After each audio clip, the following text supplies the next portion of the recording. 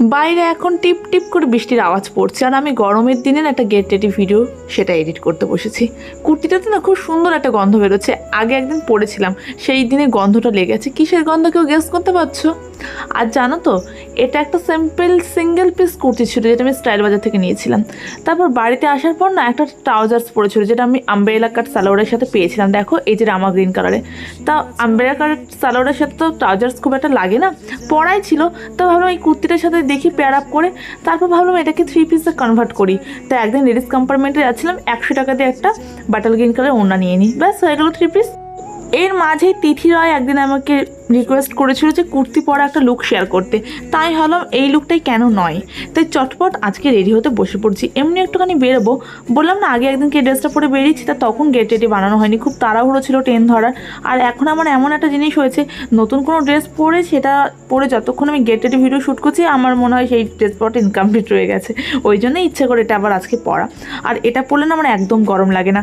কালকে আমি এই 3 পিস পরায় অনেকগুলো রিলস আপলোড করেছিলাম, তখন যারা যারা এই ভিডিওটা দেখেছে প্রত্যেকে আমাকে খুব ভালো ভালো রিভিউ দিয়েছে এবং সবাই বলেছো যে আমাকে নাকি সালোয়ার পরে সবচেয়ে বেশি ভালো লাগে।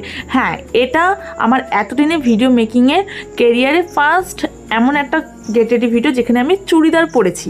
মানে হ্যাঁ, আমি সালোয়ার একদম পরি না। তোমরা হয়তো দেখো, যারা মোটামুটি আমাকে কাছ থেকে জানে তারা তো জানে, ইভেন তোমরাও জেনে গেছো। তা সালোয়ার পরে দেখছি খুব একটা আমাকে খারাপ লাগছে না, ইভেন আমার নিজের কাছে নিজেকে অনেক বেশি ভালো লাগছে। তোমাদের কাছে কেমন লাগলো এই সালোয়ার পরা লুকে আমাকে, সেটা কমেন্টের মাধ্যমে জানাতে একদম হলো না। আর ভিডিওটা একটু ভালো লেগে থাকলে অবশ্যই একটা করে লাইক করে যাও। আরও একটু বেশি ভালো লেগে থাকলে নিজেদের বন্ধুদের সঙ্গে শেয়ার করে দাও, তাহলে তারাও দেখতে পাবে। আর যাদের গাল আমার মতো চিমসা, তারা একটু বেশি বেশি করে টিন্ট অ্যাপ্লাই করবে, ব্লাশ না কিন্তু, মানে পাউডার ব্লাশ না, টিন্ট। তাহলে দেবে গালটা বেশ সুন্দর ফোলা ফোলা লাগবে।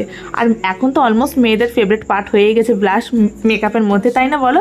আর জানো তো, শুধুমাত্র মুখটা সাদা করলে তো হবে না, আমাদের নেক অ্যান্ড শোল্ডার কিন্তু ড্রাই হয়ে থাকে, তাই নেক অ্যান্ড শোল্ডারও আমি একটুখানি ট্রান্সলুসেন্ট পাউডারটা অ্যাপ্লাই করে নিলাম।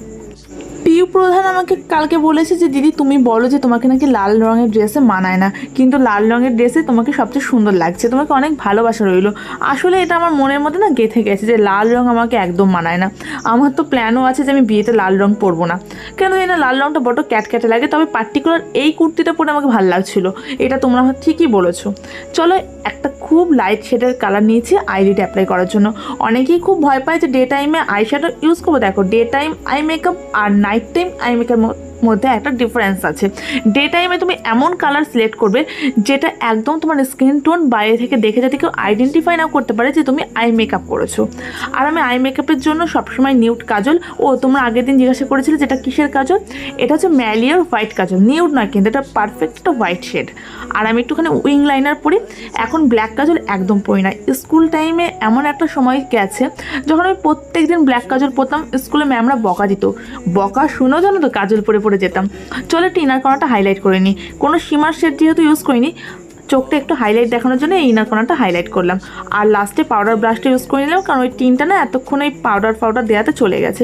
ব্যাস, আমার মেকআপ এখানে ডান। আর মেকআপটাকে আমি লক করে নিয়েছি ব্লু হ্যাভেনের ফিক্সার দিয়ে। দেখো তোমরা একটুখানি মেকআপটা কতটা ফ্ললেস হয়েছে। লিপস্টিকের জন্য লিপ শেড বারবার জিজ্ঞাসা করো, এটা মার্সের লিপ শেড আছে, আমার শেড নাম্বারটা মনে হয় তোমরা পজ করে দেখে নিও।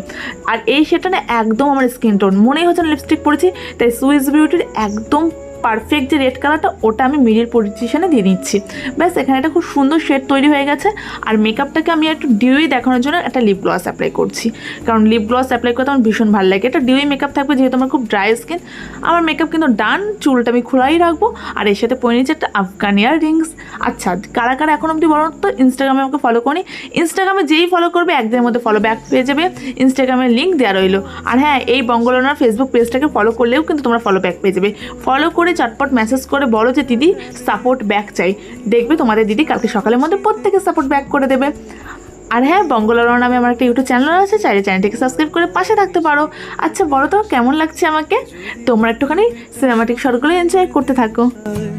তবে কেমন হতো তুমি বলো তো, এই পথ যদি না শেষ হয়, তবে কেমন হতো তুমি বলো তো।